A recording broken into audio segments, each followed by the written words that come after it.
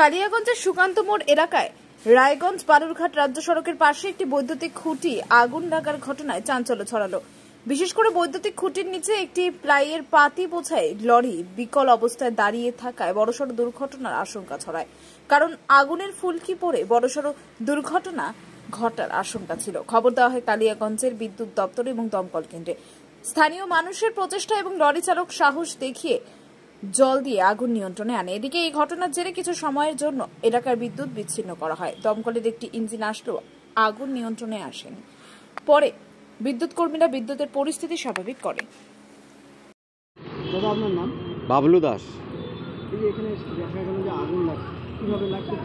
Electric পোলের মধ্যে আগুন লাগছিল, এর আগেও লাগছিল, তো আজকে আবার লাগছিল আগুন। তো নিচে আবার একটা লরি দাঁড়িয়ে আছে।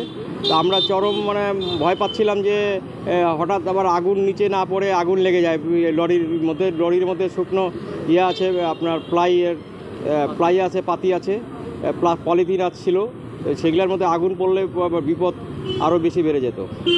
যাই হোক, উপরে ওদেরই লরি যে চালায় সেই সাহস করে বালতি করে জল নিয়ে সেটা নিভালো।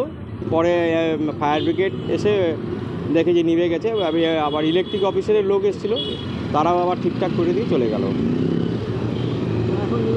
এখন আপাতত নিভে গেছে আগুন। ফায়ার ব্রিগেড এসেছিলো, ইলেকট্রিসিটির লোক এসেছিলো। না, ফায়ার ব্রিগেডের জল দেওয়ার প্রয়োজন হয়নি। ওই যারা লরিওয়ালা ছিল সেই সাহস করে বালতি নিয়ে জল নিয়ে উঠে। ব্যুরো রিপোর্ট, উত্তরের প্রহরী।